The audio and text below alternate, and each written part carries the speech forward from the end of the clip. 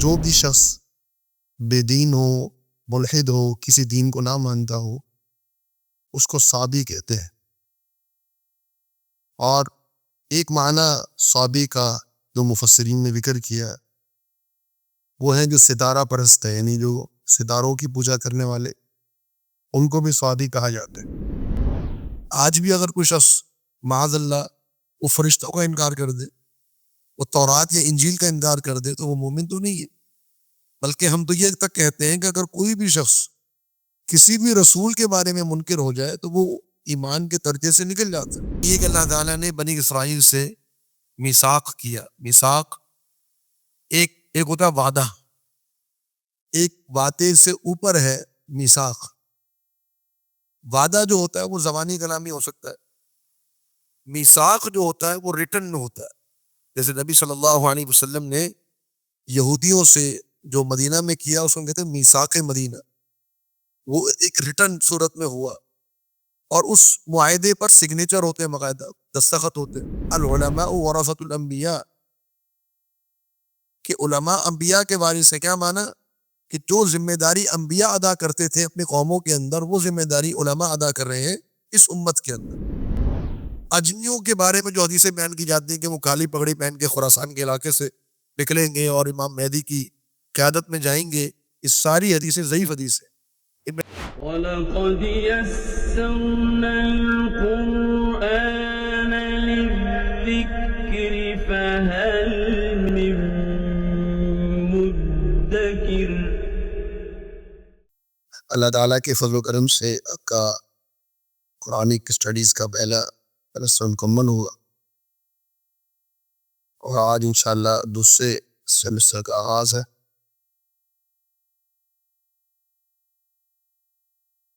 پہلے سیمسٹر میں تقریباً 6 پارے مکمل ہوئے، آخری ایک صفحہ ہمارا 6 پارے اور باقی ہے، انشاءاللہ وہ آج ہم اس کو مکمل کریں گے۔ سورہ المائدہ کی تفسیر جاری ہے،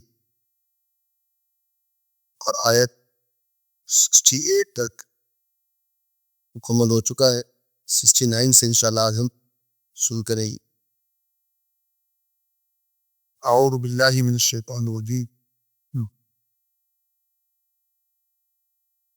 ان الذين آمنوا والذين هادوا والصابئون والنصاء، ان الذين آمنوا، بے شک وہ لوگ جو ایمان لائے،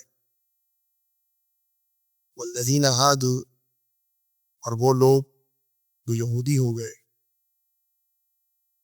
والصابئون، اور وہ لوگ جو صابی ہیں۔ صابی کا معنی جو بے دین، ملحد۔ عرب میں جو بھی شخص بے دین ہو، ملحد ہو، کسی دین کو نہ مانتا ہو، اس کو صابی کہتے ہیں۔ اور ایک معنی صابی کا جو مفسرین نے ذکر کیا وہ ہے جو ستارہ پرست ہے، یعنی جو ستاروں کی پوجا کرنے والے، ان کو بھی صابی کہا جائے۔ دونوں صابی کا اطلاق ہوتا ہے۔ تو ایمان والے بھی اور یہودی بھی اور صابی بھی۔ صابی کا معنی بے دین یا ستارہ پرست۔ والنصارى، اور عیسائی۔ من آمن، جو شخص بھی اللہ پر ایمان لے آیا، والیوم الآخر، اور آخرت کے دن پر ایمان لایا، وعمل صالحا، اور اس نے نیک اعمال کیے، فلا خوف علیہم، تو ان پر کوئی خوف نہیں ہوگا، ولا هم یحزنون، اور نہ ہی وہ غمزدہ ہوں گے۔ اس معنی کی آیت سورۃ البقرہ کے اندر بھی آپ پڑھ چکے ہیں، اور اسی معنی کی آیت جو ہے وہ سورہ الحج کے اندر بھی آتی ہے۔ تینوں مقامات پر اللہ تعالیٰ نے تمام ادیان کے ماننے والوں کے بارے میں بادشاہ فرمائی کہ چاہے کسی بھی شخص کا کسی بھی دین سے تعلق ہو، اگر وہ اللہ پر ایمان لے آتا ہے اور آخرت کے دن پر ایمان لے آتا ہے اور نیک عمل کرتا ہے تو وہ جنتی، ولا خوف علیہم ولا هم یحزنون، ان پر کوئی خوف نہیں ہوگا، نہ ہی وہ غمزدہ ہوں گے۔ یہ ایک مخصوص فقرہ ہے، ایک جملہ ہے اللہ تعالیٰ کا، یہ بیان کرنے کے لیے کہ خوف انسان کو مستقبل کا ہوتا ہے۔ تو جب قیامت کے دن ان کو زندہ کیا جائے گا تو ان کو مستقبل کا خوف نہیں ہوگا، اور غم انسان کو ماضی کا ہوتا ہے، تو ان کو ماضی میں دنیا میں جو بھی تکلیفیں آئی ہوں گی اس پر ان کو کوئی غم نہیں ہوگا۔ تو یہ صفات کس کی ہو سکتی ہے؟ ظاہری بات ہے کہ وہ شخص جو جنتی ہے، جہنمی کو تو بہت خوف ہوگا، اور جہنمی جو ہے وہ غمزدہ بھی ہوگا کہ میں نے دنیا کے اندر کاش کہ میں عمل کر لیتا، بڑی ندامت میں، بڑی حسرت میں، بڑے افسوس میں ہوگا وہ۔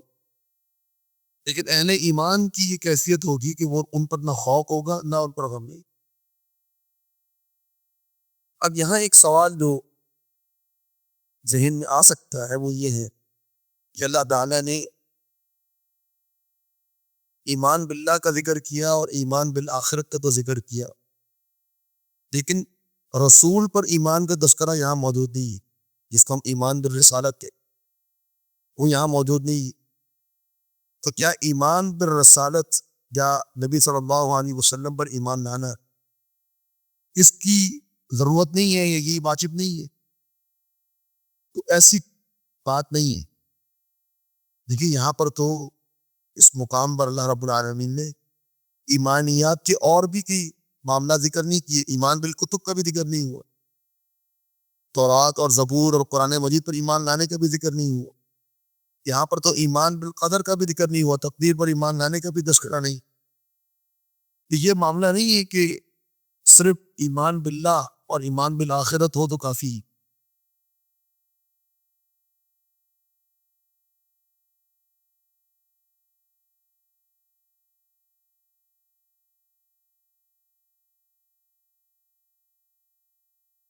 جو مومن ہے وہ ظاہری بات ہے کہ اللہ پر بھی ایمان لائے گا، وہ اللہ کے رسول پر بھی ایمان لائے گا، وہ اللہ کی کتاب پر بھی ایمان لائے گا، وہ فرشتوں پر بھی ایمان لائے گا، وہ تمام ایمانیات کو مکمل کرے گا تو اس کا ایمان باللہ مکمل۔ اگر وہ ایمانیات کی جو باقی 6 ایمان ہے، اس میں ایمان بالکتب شامل ہے، ایمان بالرسول شامل ہے، ایمان بالملائکہ شامل ہے، ایمان بالقدر شامل ہے، اگر وہ اس پر ایمان نہیں لاتا تو وہ مومن تو نہیں ہے۔ آج بھی اگر کوئی شخص معاذ اللہ وہ فرشتوں کا انکار کر دے، وہ تورات یا انجیل کا انکار کر دے تو وہ مومن تو نہیں ہے۔ بلکہ ہم تو یہ تک کہتے ہیں کہ اگر کوئی بھی شخص کسی بھی رسول کے بارے میں منکر ہو جائے تو وہ ایمان کے درجے سے نکل جاتا ہے۔ تو نبی صلی اللہ علیہ وسلم پر ایمان لانا لازم ہے۔ کوئی یہودی، کوئی عیسائی اگر صرف اللہ پر ایمان لے آئے اور آخرت کے دن پر ایمان لے آئے، بلکہ تمام انبیاء پر ایمان لے آئے سوائے محمد رسول اللہ صلی اللہ علیہ وسلم کے، تو وہ کافر ہے، وہ مومن نہیں ہے۔ اور اس کے دلائل قرآن مجید کی آیات کے اندر اور احادیث کے اندر موجود ہے۔ تو یہاں ایک ترغیب دلائی گئی اللہ رب العالمین کی جانب سے کہ دیکھو اللہ پر ایمان لے آؤ اور آخرت کے دن پر ایمان لے آؤ، اللہ تعالیٰ تمہارے گزشتہ تمام گناہوں کو معاف کر دے گا۔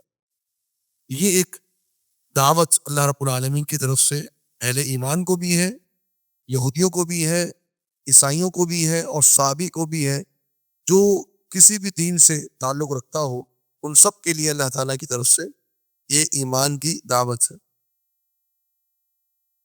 آگے فرمائیں کہ لقد اخذنا میثاق بنی اسرائیل، لقد تحقیق، اخذنا ہم نے لیا، میثاق پختہ وعدہ، بنی اسرائیل بنی اسرائیل سے، وَأَرْسَلْنَا اور ہم نے بھیجا الیہم ان کی طرف، رسولا بہت سے رسولوں کو، کلما جب بھی، جاءہم آیا ان کے پاس، رسول کوئی رسول، یا لایا ان کے پاس، جاء کا ویسے معنی ہوتا ہے آنا، لیکن اگر اس کے بعد با آ رہی ہو، جیسے آگے با آ رہی ہے، بما میں با ہے، تو اس کا معنی کرتے ہیں لانا، تو یہاں معنی ہوگا لانا، کلما جب کبھی، جاءہم لایا ان کے پاس رسول کوئی رسول بما اس چیز کو لا تہوا جو نہیں خواہش رکھتے تھے انفسہم ان کے نفس. رسول کوئی ایسا حکم لے آیا, کوئی ایسی شریعت لے آیا جو ان کے نفسوں کو پسند نہیں آئی, تو فریقاً رسولوں کی ایک جماعت کو کذبوا انہوں نے جھٹلا دیا, فریقاً اور رسولوں کی ایک جماعت کو یقتلون یہ قتل کر رہے ہیں. فریقاً کذبوا رسولوں کی ایک جماعت کو جھٹلا دیا اور رسولوں کی ایک جماعت کو یہ قتل کر رہے ہیں. پہلے بھی قتل کیا اور ابھی بھی قتل کر رہے ہیں. تو اس آیت میں اللہ رب العالمین نے دو باتوں کا ذکر کیا بنی اسرائیل کے حوالے سے. ایک بات تو یہ کہ اللہ تعالیٰ نے بنی اسرائیل سے میثاق کیا. میثاق ایک ہوتا وعدہ, ایک وعدے سے اوپر ہے میثاق. وعدہ جو ہوتا ہے وہ زبانی کلامی ہو سکتا ہے, میثاق جو ہوتا ہے وہ ریٹن ہوتا ہے. جیسے نبی صلی اللہ علیہ وسلم نے یہودیوں سے جو مدینہ میں کیا اس کو کہتے ہیں میثاق مدینہ, وہ ایک ریٹن صورت میں ہوا اور اس معاہدے پر سگنیچر ہوتے ہیں, باقاعدہ دستخط ہوتے ہیں رؤساء کے جو سردار ہوتے ہیں ان کے. تو میثاق سے مراد ایک ایگریمنٹ, ایک پکا ایک معاہدہ جو اللہ رب العالمین نے بنی اسرائیل سے کیا. اب یہ معاہدہ اللہ رب العالمین کی طرف سے بنی اسرائیل سے ہوا, وہ ظاہری بات ہے تحریری صورت میں ہوا, اسی کو میثاق کہتے ہیں. تو وہ میثاق کہاں ہے اور وہ کیا تھا؟ وہ ہے تورات. تورات جو ہے وہ تحریری صورت میں اللہ رب العالمین نازل فرمائی یہودیوں کے اوپر, اور وہی تورات میثاق تھی بنی اسرائیل کے لیے. اور ہمارے لیے بھی میثاق ہے قرآن مجید, اللہ رب العالمین نے ہمیں دیا.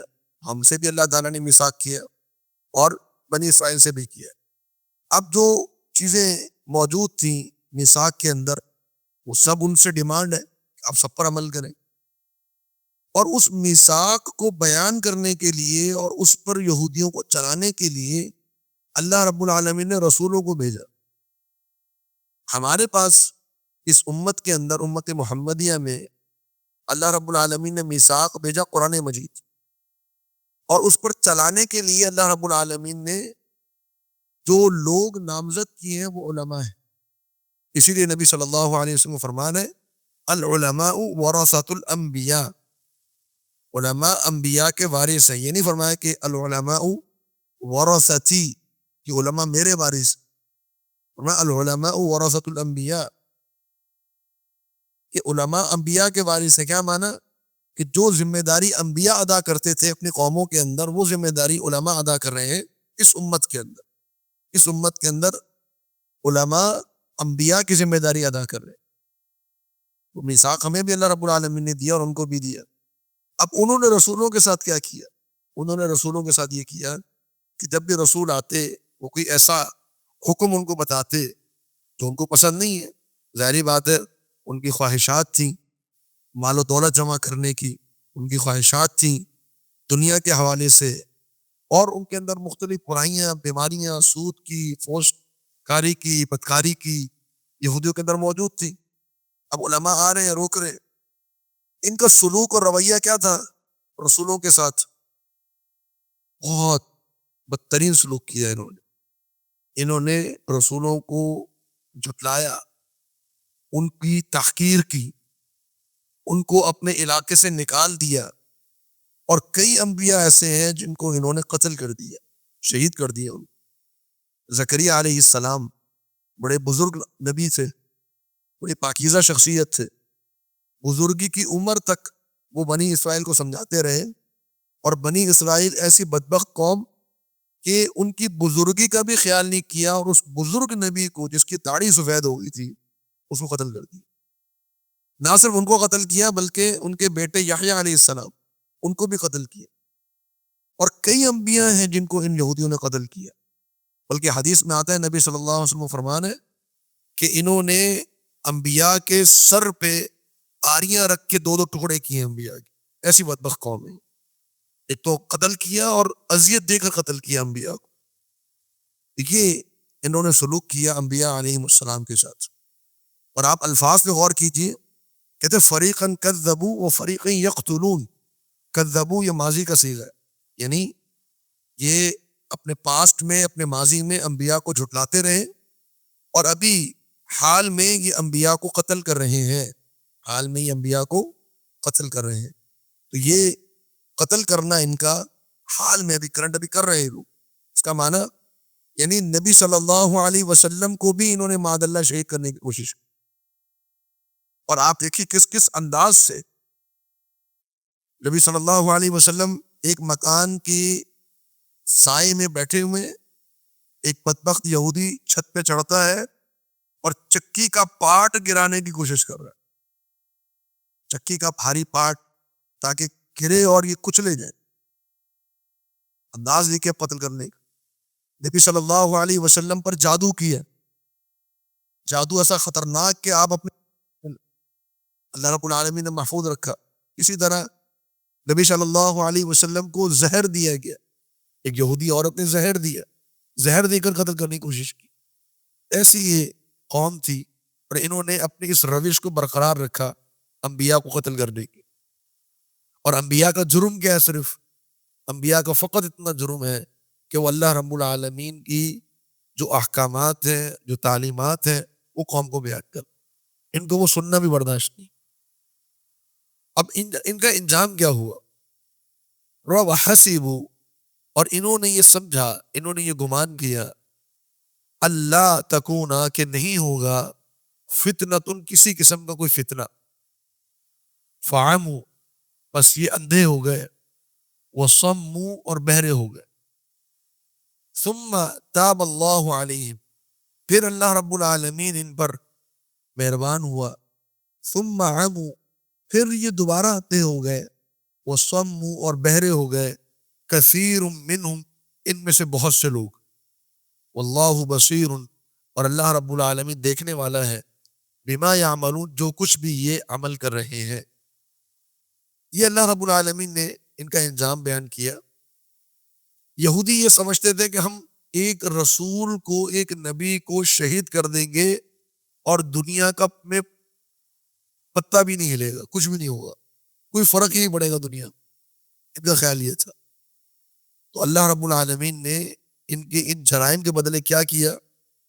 2 دفعہ یہودی دنیا میں ذلیل و رسوا ہوئے. وہ دونوں مرتبہ اللہ تعالیٰ نے یہاں پر بھی ذکر کیا، اور ان دونوں مرتبہ کے حوالے سے اللہ رب العالمین نے سورہ بنی اسرائیل جو 15ویں پارے کی پہلی سورت ہے، اس کے اندر بھی اللہ رب العالمین نے وضاحت کے ساتھ فرمایا کہ ہم نے بنی اسرائیل کے اوپر یہ لکھ دیا تھا کہ یہ دنیا میں 2 مرتبہ فساد کریں گے، اور اللہ رب العالمین ان کو دونوں مرتبہ تباہ و برباد فرمائے گا، اپنے بندوں کو ان پر مسلط کرے گا، اور وہ بندے ان کا حشر بگاڑ کر رکھ دیں گے. اور ایسا ہی ہوا. اب وہ 2 مرتبہ کب ہوا؟ یہاں پر بھی ذکر کیا، فرمایا فعموا وصموا، پہلے بھی اندھے اور بہرے ہو گئے. اندھے اور بہرے ہونے کا معنی کہ حد سے تجاوز کر گئے، اور اللہ رب العالمین نے ہدایت سے ان کو محروم کر دیا. پھر ان کا انجام کیا ہوا؟ وہ یہاں ذکر نہیں ہے، بنی اسرائیل میں ذکر ہے کہ اللہ رب العالمین نے اپنے بندوں کو بھیجا جنہوں نے ان کو بالکل وہاں سے تباہ و برباد کر دیا. بیت المقدس اور جو پورا علاقہ تھا جو فلسطین کا، جو یہودیوں کے پاس تھا، وہاں سے ان کو نکال دیا، قیدی بنا کر لے گئے. پھر اللہ رب العالمین نے دوبارہ ان پر ان کی توبہ قبول کی، ان کو دوبارہ آباد کیا گیا. یہ پھر حد سے تجاوز کیا انہوں نے دوسری مرتبہ، پھر اللہ رب العالمین نے ان کو تباہ و برباد کر دیا. اب یہ 2 مرتبہ یہ معاملہ ہوا. یہ کب ہوا؟ کس زمانے میں ہوا؟ اس کے حوالے سے مفسرین علماء میں مختلف آراء موجود ہے. سب سے زیادہ جو رائے جو مناسب معلوم ہوتی ہے وہ یہی ہے کہ سب سے پہلے انہوں نے جو فتنہ اور فساد کیا اس زمین میں، وہ انہوں نے کیا داؤد علیہ السلام سے پہلے، موسیٰ علیہ السلام کے بعد داؤد علیہ السلام سے پہلے. تو اللہ رب العالمین نے اپنی ایک قوم بھیجی، اس قوم نے آ کر ان کے خلاف لڑائی کی. حالانکہ وہ قوم بھی مسلمان نہیں تھی، کافر قوم تھی، لیکن اللہ رب العالمین نے ان کو ذلت اور رسوائی ان پر طاری کر دی. دوسری قوم آئی، ان پر غالب ہو گئی، اور انہوں نے اس قوم نے ان کو غلام بنا لیا، قیدی بنا کر لے گئے. پھر اس کے بعد اللہ رب العالمین نے دوبارہ ان کو ترقی دی، ان کو عروج دیا. داؤد علیہ السلام کے زمانے میں یہ غلامی سے باہر نکلے، جہاد کیا. سلیمان علیہ السلام کے زمانے میں پوری دنیا کے حاکم بنی اسرائیل بن گئے، پوری دنیا کے حاکم. سلیمان علیہ السلام کے بعد انہوں نے پھر فتنہ کیا پوری دنیا میں، اور انتہائی ظالم لوگ ہیں. یہودی اس دنیا کا بدترین ظالم ہے، اور اس کا جو ظلم ہے یہودی کا آج ہم دیکھ رہے ہیں. ہمارے سامنے جو حالات ہیں فلسطین کے اندر، وہ دیکھ دیکھ کے دل خون کا آنسو ہوتا ہے. کیا مطلب ایک انسان اگر درندہ نہ بن جائے تو وہ ایسے سلوک نہیں کر سکتا انسانوں کے ساتھ، دشمن کے ساتھ بھی نہیں کر سکتا. فاسٹ فورس بم گرا رہے ہیں، وہ بم ایسا ہے کہ وہ 1000 ڈگری ٹیمپریچر لے جاتا ہے، ہر چیز پگھل جائے وہاں پر. وہ بم انسانوں کے اوپر، انسانوں میں بھی کون جو نہتے لوگ ہیں، عورتیں ہیں، بچے ہیں. تو ایک کافر بھی ہونا اور اس کے دل میں اگر انسانیت بھی ہو تو وہ یہ سلوک نہیں کرے گا. تو یہ بدترین ظالم یہودی. اس زمانے میں جب یہ پوری دنیا کے حاکم بن گئے تھے، انہوں نے دنیا والوں کے ساتھ کیا نہیں کیا ہوگا. آپ تصور کر سکتے ہیں کہ جب ان کو اللہ نے اتنی طاقت دی ہوئی تھی کہ پوری دنیا کے حاکم بن گئے تھے، انہوں نے دنیا والوں کے ساتھ کیا نہیں کیا ہوگا. تو اللہ رب العالمین نے ان پر پھر قوم کو غالب کر دیا. اور یہودی ایک نسلی تعصب میں مبتلا ہے آج تک. ان کی کتاب ہے تلمود، اس تلمود کی وہی حیثیت ہے جو ہمارے یہاں سمجھنے کے صحیح بخاری کی حیثیت امت مسلمہ. اس کے اندر یہ بات لکھی ہوئی ہے کہ یہودی انسان ہے، باقی سب جو ہے وہ جانور. تو انسان بحیثیت انسان کے یہودی جانوروں کے ساتھ جو چاہے مرضی سلوک کرے، ان کے مال کے ساتھ جو چاہے مرضی کرے، ان کی عورتوں کے ساتھ جو چاہے مرضی کرے، ان کے بچوں کے ساتھ جو چاہے مرضی کرے. یہودی انسان ہے، باقی سب جانور. تو یہ نسلی تعصب میں مبتلا ہے یہودی.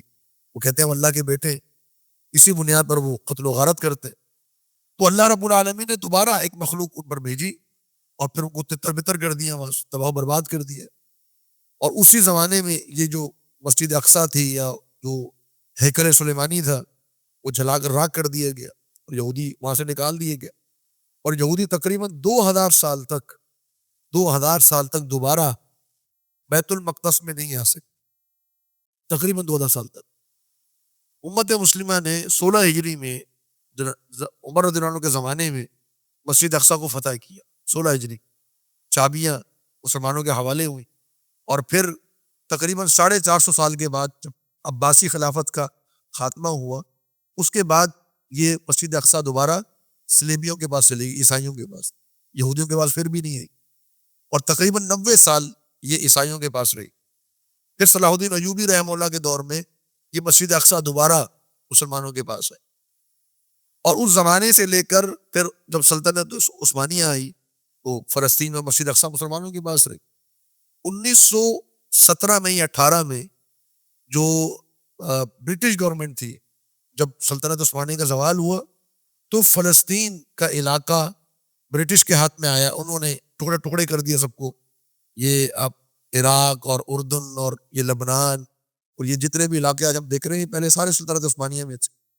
کیونکہ سلطنت عثمانیہ کے اندر بھی بیماریاں آ گئی تھی، ڈیموکریسی، جمہوریت اور صوفیت اور شرک، یہ سب چیزیں آ چکی تھی.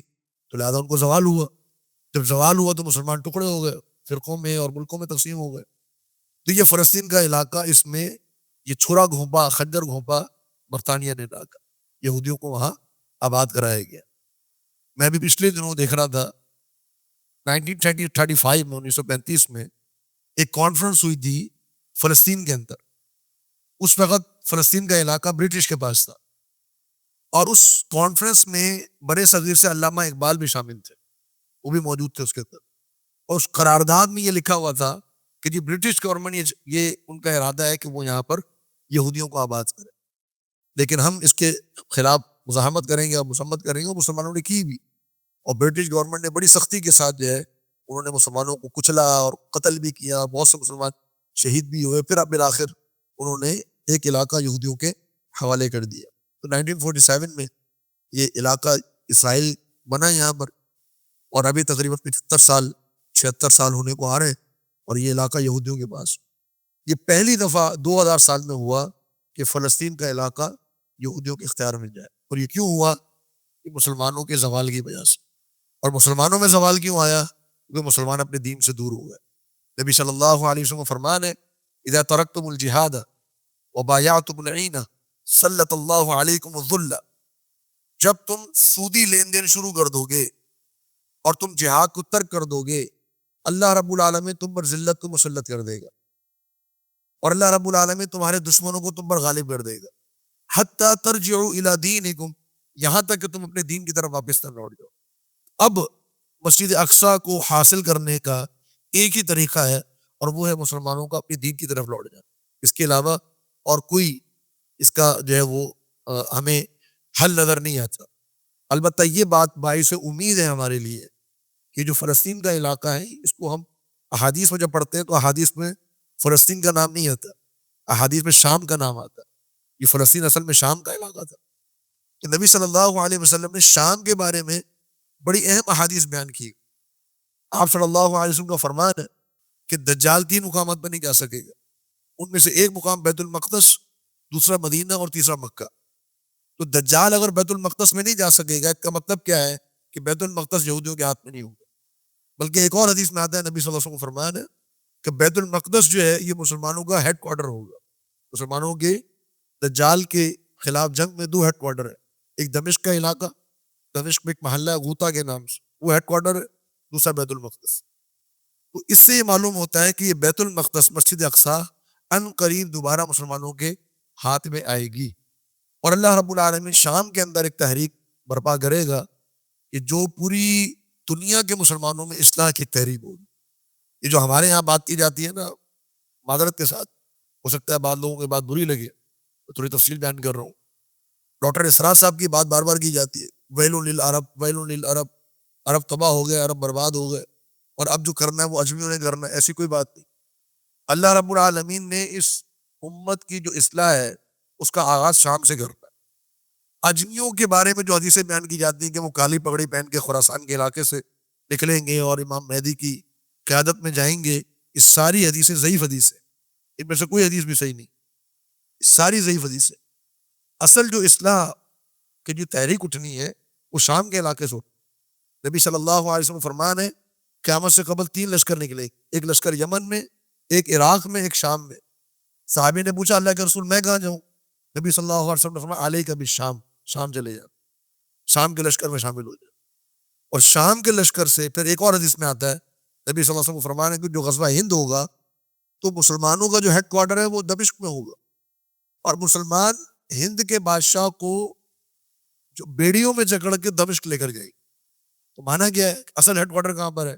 دمشق، عرب وہ قیادت کر رہے ہوں گے، اگرچہ عرب کم ہوں گے اس زمانے۔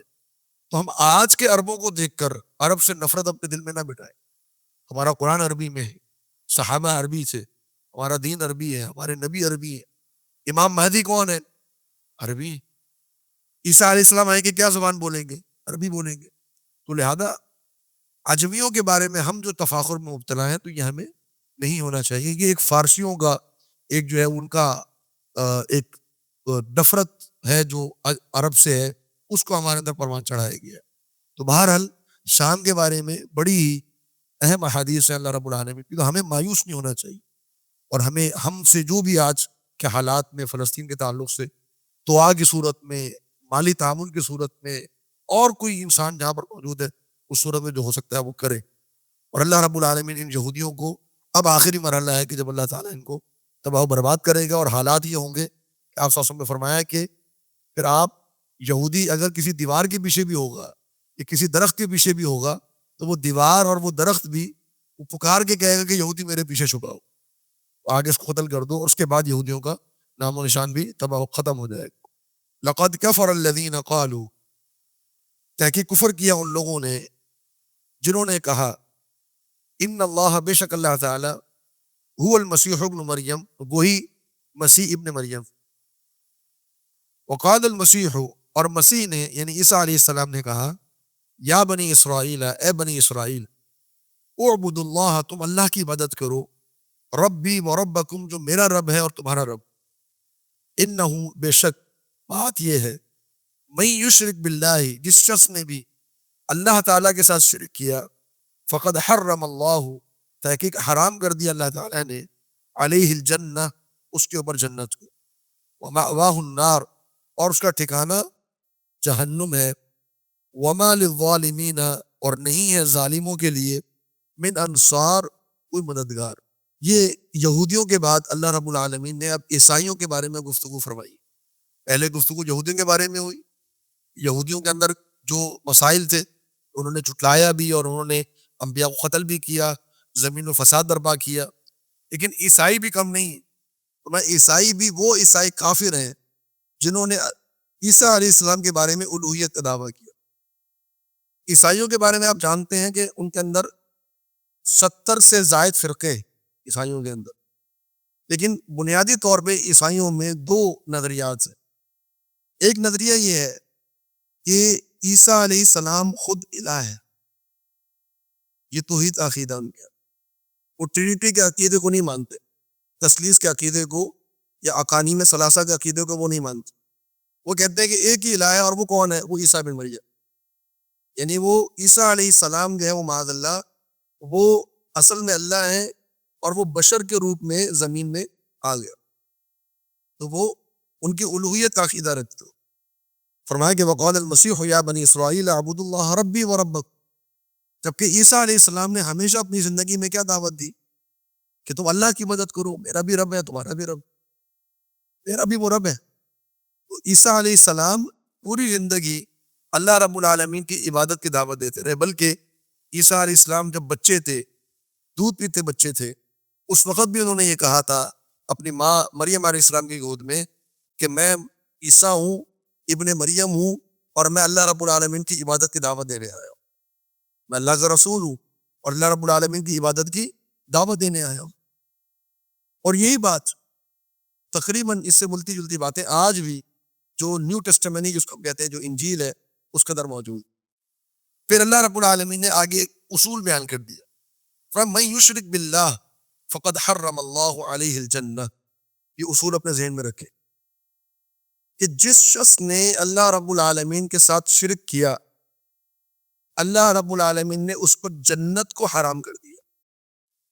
کوئی اس دنیا میں جو مشرک ہے، چاہے اس کا شرک کم ہو یا زیادہ ہو، اگر وہ شرک کی موت مر گیا، اس نے توحید کے عقیدے کو نہیں اپنایا اور حالت شرک میں اس کی موت ہو گئی، وہ جنت میں نہیں جا سکتا، چاہے اس کے اعمال کتنے ہی اچھے کیوں نہ ہوں۔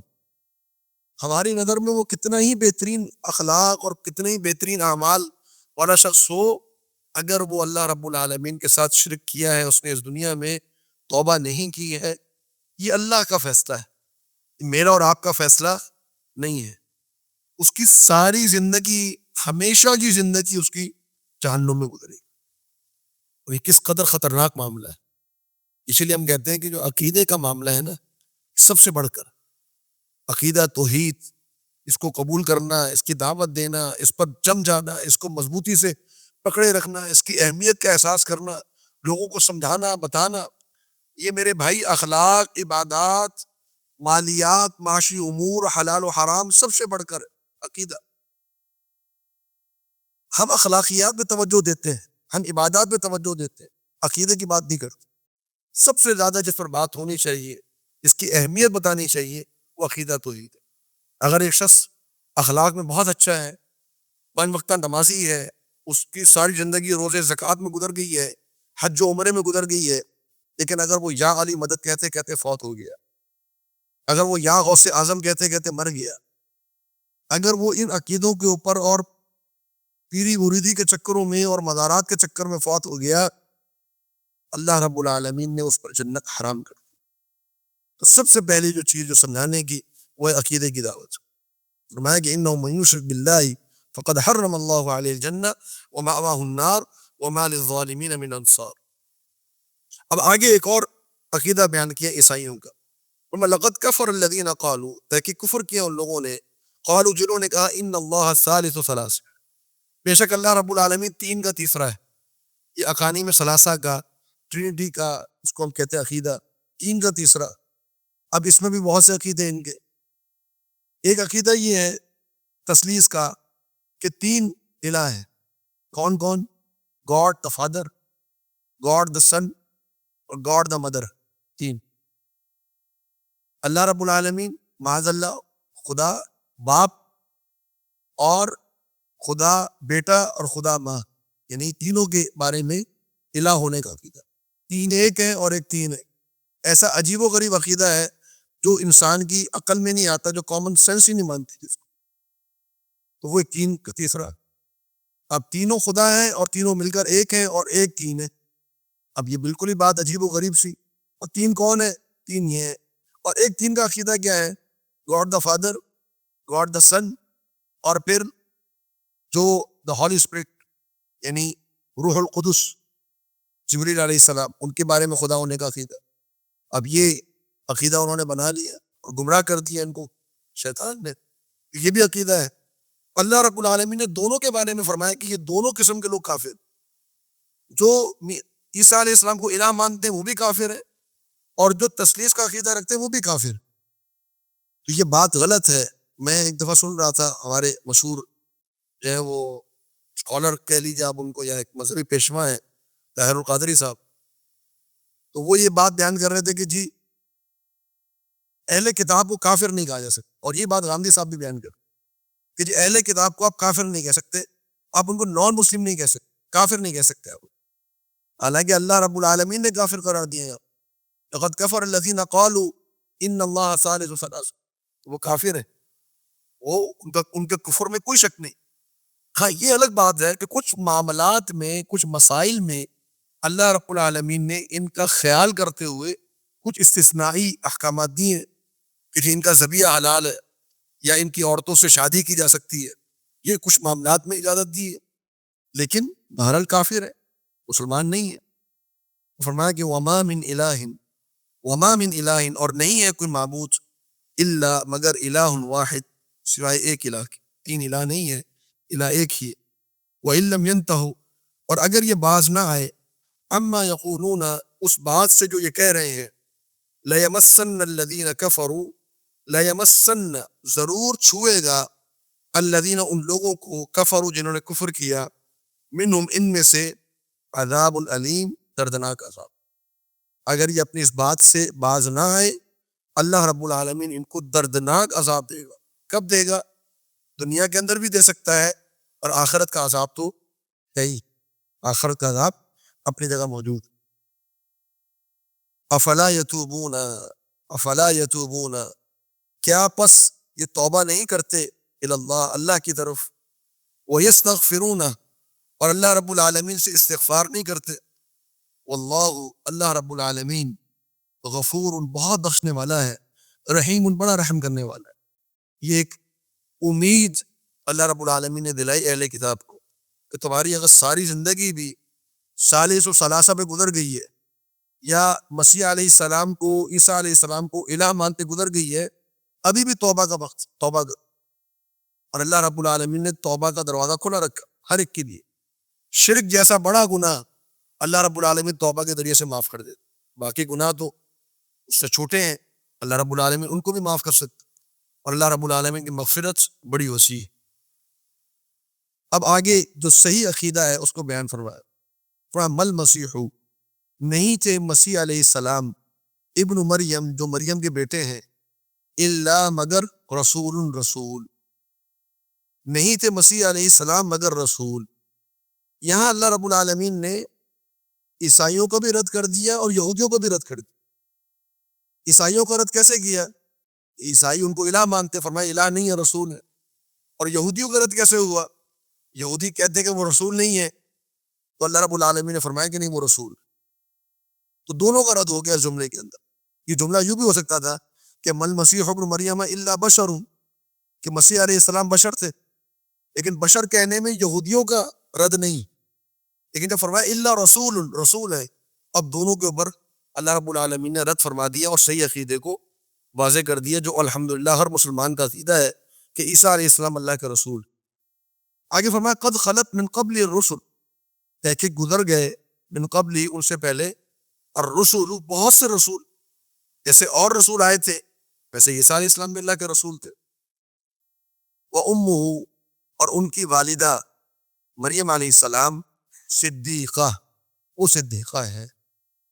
تو مریم علیہ السلام کے بارے میں بھی عقیدہ واضح کر دیا، عیسائیوں کے لیے بھی، یہودیوں کے لیے بھی اور مسلمانوں کے لیے۔ مریم علیہ السلام کے بارے میں عقیدہ کیا ہے؟ عیسائیوں کا عقیدہ ہے کہ مریم علیہ السلام معاذ اللہ وہ خدا ہے، یہ خدا کی بیوی ہے، اللہ رب العالمین اس عقیدے کا یہاں رد فرما دی۔ یہودیوں کا عقیدہ ہے کہ مریم علیہ السلام معاذ اللہ وہ کوئی بدکارہ ہیں، اس کا بھی رد فرما دیا۔ اور مسلمانوں کو بھی وضاحت فرما دی کہ دیکھو ان کی جو والدہ تھی وہ نبی نہیں ہے، اللہ رب العالمین نے فرشتوں کو بھیجا ضرور ان کی طرف، لیکن ان کی والدہ جو ہے وہ نبی نہیں ہے۔ نبی کے بعد جو اعلیٰ ترین درجہ ہے وہ صدیقین کا ہے، انبیاء کے بعد اعلیٰ ترین درجہ کس کا ہے؟ صدیقین کا۔ تو مریم علیہ السلام انبیاء کے بعد اعلیٰ ترین درجے میں ہے، صدیقہ ہے، اعلیٰ ترین درجے میں ہے، لیکن نبی نہیں ہے۔ امہ صدیقہ، جیسے ہماری امت میں ابو بکر صدیق رضی اللہ عنہ، اسی طرح ہماری امت میں عائشہ صدیقہ رضی اللہ عنہ، ان کو صدیقہ لقب ملا نبی صلی اللہ علیہ وسلم کی طرف سے، تو وہ صدیقہ ہیں۔ تو انبیاء علیہ السلام کے بعد سب سے اعلیٰ جو درجہ ہے وہ صدیقین کا ہے۔ آگے فرمایا کانا، دونوں تھے، یاکلان الطعام، وہ دونوں کھانا کھاتے تھے۔ تعبیر آپ دیکھیے اللہ رب العالمین نے کیسے مثال دی، قسم دے، دونوں کھانا کھاتے تھے۔ اب دونوں کھانا کھاتے تھے سے کیا مراد ہے؟ کہ کھانا کھانے کی ضرورت ایک انسان کو ہوتی ہے، اللہ کو نہیں ہوتی، خالق کو کھانے کی ضرورت نہیں ہے۔ اور کھانا کھانے کے لیے جن جن چیزوں کی ضرورت ہوتی ہے وہ سب موجود تھی ان کے اندر۔ بھوک لگنا، پھر کھانا کھانے کے لیے دانتوں کا ہونا، زبان کا ہونا، پھر کھانے کے بعد اس کا ہضم ہونا، اس کے بعد کے جو مراحل ہیں ان سب کی طرف اللہ رب العالمین نے اشارہ کر دیا کہ ایک انسان ہونے کے ناطے جو جو ضروریات ہو سکتی ہیں وہ تمام ضروریات مریم علیہ السلام کو بھی تھی، اور وہ تمام ضروریات عیسیٰ علیہ السلام کو بھی تھی، اور وہ تمام ضروریات ہر نبی کو تھی، بشمول امام الانبیاء محمد رسول اللہ صلی اللہ علیہ وسلم، سب کو ضروریات۔ کانا یاکلان الطعام، اس ایک جملے میں اللہ رب العالمین نے حقیقت تو واضح کر دی جو ان کی ضرورت ہو سکتی ہے۔ آگے فرمایا انظر، آپ دیکھیے، کیف نبین، کیسے ہم کھول کھول کے بیان کرتے ہیں، لہم، ان کے لیے، الآیات، آیات کو، ثم انظر، پھر آپ دیکھیے، انا، کیسے، یؤفکون، ان کو بہکایا جاتا ہے۔ ایک ایک معاملہ ہم نے کھول کے بیان کر دیا، ایک ایک مسئلے کی وضاحت کر دی، آیات بالکل واضح ہیں ان معاملات کے اندر، لیکن پھر بھی آپ دیکھیں مانتے نہیں لوگ۔ بلکہ عیسیٰ علیہ السلام کے بارے میں بھی واضح ہیں آیات، اور آپ دیکھیے کہ نبی صلی اللہ علیہ وسلم کے بارے میں بھی آیات واضح۔ نبی صلی اللہ علیہ وسلم سے کہلوایا گیا، انما انا بشر مثلکم، میں تمہاری طرح کا بشر ہوں، میرے پاس علم غیب نہیں ہے، میں خزانوں کا مالک نہیں ہوں، میں اپنے نفع اور نقصان کا مالک نہیں ہوں۔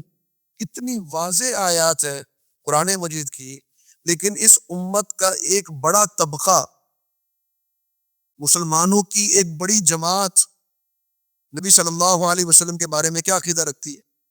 نور من نور اللہ، اللہ کے نور میں سے ایک نور ہے اللہ رب العالمین۔ بلکہ یہاں تک کہہ گئے لوگ کہ احد اور احمد میں کوئی فرق نہیں، یہاں تک کہہ گئے لوگ، یہاں تک کہہ گئے کہ جی یا رسول اللہ مدد، ہماری مدد کیجیے، یہاں تک کہہ گئے کہ نبی صلی اللہ علیہ وسلم عالم الغیب ہے، حالانکہ قرآن مجید کے ایک حرف میں بھی تبدیلی نہیں ہوئی، ایک ایک آیت واضح ہے۔ اس کے باوجود اگر یہ امت گمراہ ہو سکتی ہے، عیسائی کتنے گمراہ ہو گئے، ایک زمانہ گزر گیا، ان کی کتابوں میں تبدیلیاں آنی، وہ کتنے گمراہ ہو۔ ہماری امت بھی آج ایک بڑا طبقہ، کم نہیں ہے یہ لوگ، ایک بڑی جماعت ہے جو نبی صلی اللہ علیہ وسلم کے بارے میں گمراہی میں پڑی۔ قل، آپ کہہ دیجیے، اتعبدون، کیا تم عبادت کرتے ہو، من دون اللہ، اللہ کو چھوڑ کر، ما، ایسی شخصیات کی، لا یملکو، جو نہیں ہے مالک، لکم، تمہارے لیے، ضرن، کسی نقصان کے، ولا نفعن، نہ ہی کسی نفع کے۔ ضرن، یہ جو تنوین آپ دیکھ رہے ہیں نا، اس کو کہتے ہیں تنوین تقلیل، چھوٹے سے چھوٹا نقصان بھی تمہیں نہیں پہنچا سکتا، اور نفعن، چھوٹے سے چھوٹا فائدہ بھی تمہیں نہیں پہنچا سکتا۔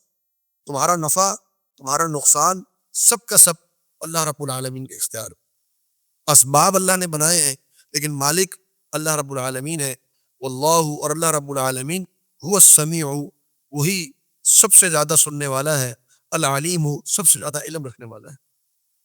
قل فرما دیجئے یا اہل الکتاب، اے اہل کتاب، لا تغلو، تم غلوف نہ کرو، فی دینکم، اپنے دین میں، غیر الحق کی، حق کو چھوڑ کر، اپنے دین میں حق کو چھوڑ کر غلوف نہ کرو، پہلی بات. دوسری بات، ولا تتبعوا، اور تم اتباع نہ کرو، احوا، خواہشات کی، قوم، ایسی قوم کی، قد ضلوا، جو گمراہ ہو چکے ہیں، من قبل، تم سے پہلے، وَأَضَلُّوا، اور انہوں نے گمراہ کیا، کثیراً، بہت سی انسانیت کو، وَضَلُّوا، اور پھر وہ گمراہ ہوئے، عن سواء السبیل، سیدھے راستے سے. اس آیت میں اللہ تعالیٰ نے دو تعلیمات دی. پہلی تعلیم کہ دیکھو اپنے دین کے معاملے میں غلوف نہیں کرنا، حد سے تجاوز نہیں کرنا. جو چیز اللہ رب العالمین نے جیسے نازل کی ہے اس کو ویسے مان لو، اس میں جذباتیت میں آنے کی ضرورت نہیں ہے، محبت میں حد سے تجاوز کرنے کی ضرورت نہیں ہے. عیسیٰ علیہ السلام کے بارے میں جو لوگ جنہوں نے عقیدہ رکھا، وہ کیوں رکھا انہوں نے؟ عیسیٰ علیہ السلام سے محبت. آج بھی اور آپ کرسچنس کو دیکھیں گے وہ بہت محبت کرتے ہیں عیسیٰ علیہ السلام سے، بڑی محبت سے نام لیتے، ان کو بڑی تکلیف ہوتی ہے اگر عیسیٰ علیہ السلام کے بارے میں کوئی بات کی جائے. بلکہ اگر آپ حق کو بیان کریں گے تو بھی بڑے وہ جو ہے وہ فلسفہ ہوتا ہے کہ جی آپ ایسی بات کیوں کر رہے ہیں، ان کو بڑا تکلیف ہوتی. عیسائیوں کو ہم نے دیکھا ہے بڑی محبت کرتے ہیں عیسیٰ علیہ السلام سے، اور اسی محبت میں وہ غلوف کر گئے، اسی محبت. آج امت مسلمہ بھی نبی صلی اللہ علیہ وسلم سے محبت میں غلوف کر گئی. اس لیے نبی صلی اللہ علیہ وسلم نے اپنی وفات سے 5 دن قبل یہ حدیث بیان فرمائی. 5 دن قبل فرمایا لا تطرونی کما اطرت النصارى عیسی ابن مریم فانما انا عبد اللہ ورسولہ فقولوا عبد اللہ ورسولہ. مجھے ایسے نہ بڑھانا جیسے عیسائیوں نے عیسیٰ بن مریم کو بڑھا دیا تھا. میں اللہ کا بندہ ہوں، اللہ کا رسول ہوں، لہذا تم کہو محمد صلی اللہ علیہ وسلم اللہ کے بندے اور اللہ کے رسول. یہ کہو، تمہارا عقیدہ یہ ہونا چاہیے، یہ غلوف نہ کرو. دوسری بات، ایسی قوم کے پیچھے نہ چلو جو پہلے گمراہ ہو چکی. یہ کون سی قوم ہے؟ مفسرین کی 2 رائے. ایک رائے اس سے مراد یہودی ہیں اور یہودیوں نے گمراہ کیا. اس کے متعلق میں پہلے بھی چند تفصیلات عرض کر چکا ہوں عیسائیوں کے بارے میں. ایک شخص تھا شاؤل، کا نام تھا، یہودی. اس نے پہلے یہودی تھا، سخت مخالف تھا عیسائیوں کا، پھر بعد میں وہ مسلمان، وہ عیسائی ہو گیا، اور اس نے عیسائیت کے اندر بڑے بڑے عقائد میں تبدیلی کی، توحید کا عقیدہ بدل کے رکھ دیا اس نے. جیسے ہمارے یہاں یمن کا ایک یہودی تھا عبداللہ ابن سبا، وہ یمن سے اٹھا اور اس نے اہل بیت کے غلوف میں مسلمانوں کے عقیدے کو تباہ کر دیا. ایک بڑی جماعت کو گمراہ کیا اس غلوف میں لا کر. ایسے ہی یہودیوں نے عیسائیوں کے عقیدے کو بھی برباد کیا. ایک قول اس بارے میں یہ ہے کہ یہاں اللہ رب العالمین منع فرما رہا ہے یہودیوں کے پیچھے چلنے سے، اور ایک قول یہ ہے کہ یہاں سے مراد فرعون کی جماعت مراد، کیونکہ جو مصر والے تھے، فرعونی جو تھے، ان کے ہاں تثلیث کا عقیدہ تھا. وہ بھی 3 خداؤں کو ماننے والے تھے، اس میں سے ایک خدا زمین پر اور 2 خدا آسمان پر.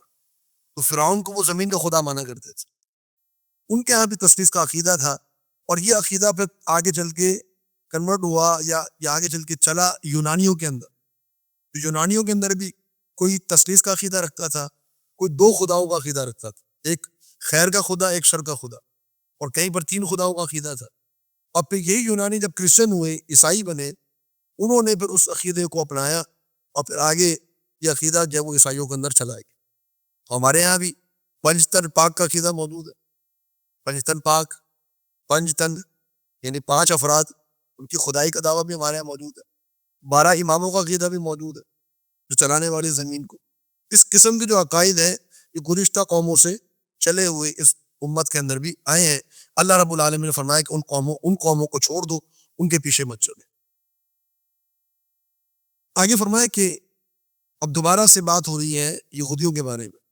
فرمایا لعنا، لعنت کیے گئے، الذین، وہ لوگ، کفروا، جنہوں نے کفر کیا، من بنی اسرائیل، بنی اسرائیل میں سے، علی لسان داود، داؤد علیہ السلام کی زبان پر، و عیسیٰ بن مریم، اور عیسیٰ بن مریم علیہ السلام کی زبان پر، ذالک، یہ لعنت اس وجہ سے ہوئی، بما عصوا، کیونکہ انہوں نے نافرمانی کی، وکانوا، اور وہ تھے، یعتدون، حد سے تجاوز کرنے والے، وہ کراس کر جاتے تھے ہر حد کو، ہر جو حکم ہوتا تھا اس سے آگے بڑھ جاتے، ظلم ستم میں اور گناہ میں ہر حد کو کراس کر جاتے۔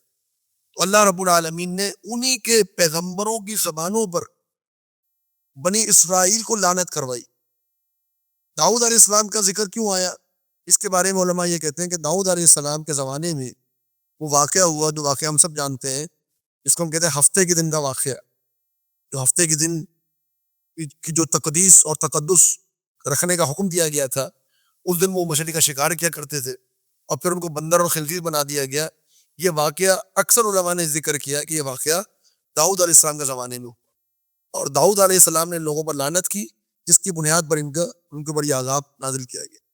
اور عیسیٰ علیہ السلام کے زمانے میں لعنت کی گئی یہودیوں کے اوپر، وہ یہودیوں نے عیسیٰ علیہ السلام کی مخالفت کی تھی، اور چند ایک لوگ جو ہیں انہوں نے عیسیٰ علیہ السلام کی دعوت کو قبول کیا، اکثریت جو تھی انہوں نے عیسیٰ علیہ السلام کی دعوت کا انکار کر دیا۔ تو اللہ رب العالمین نے انہی کی انبیاء کی زبانی ان پر جو ہے وہ لعنت کروائی۔ اور لعنت کا معنی کیا ہے؟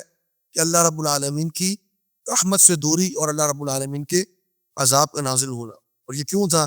بما عصوا وکانوا یعتدون، یہ نافرمانی بھی کرتے تھے اور حد سے تجاوز بھی کرتے تھے۔ اب یہ کیا نافرمانی کرتے تھے، کیا حد سے تجاوز کرتے تھے، اس کے بارے میں کچھ تفصیلات ہیں جو اللہ رب العالمین نے آئندہ آیات میں ذکر کی ہیں، اور وہ انشاءاللہ ہم آئندہ 10 کو مکمل کریں گے۔ آج کا جو ہے ہمارا وقت مکمل ہو گیا، اسی پر اکتفا کرتے ہیں۔ یہ بیماری یہودیوں کے اندر موجود تھی اور آج عیسائیوں کے اندر بھی موجود ہے، اور عیسائیوں کے اندر یہ ایک سمجھے کہ ان کے اندر اتنی گنجائش پیدا ہوئی کہ وہ ہر چیز کو ایکسیپٹ کرتے چلے جا رہے ہیں، قبول کرتے چلے جا رہے ہیں، یہاں تک کہ ایسی برائیاں، ایسے گناہ کہ جن کی بنیاد پر اللہ رب العالمین نے قوموں کی قومیں تباہ کر دی۔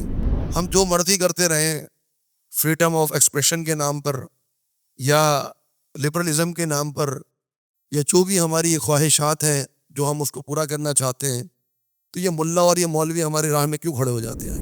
نبی صلی اللہ علیہ وسلم کا فرمان ہے، فرمایا کہ جب تمہارے اندر یہ مسئلہ آ جائے، یہ بیماری، یہ خصلت آ جائے کہ تم یہ امت برائی سے منع نہ کرے، برائی سے منع نہ کرے اگر یہ امت، تو اللہ رب العالمین ایسی امت کے اوپر، ایسی قوم کے اوپر اس کے دشمن کو غالب کر دے گا۔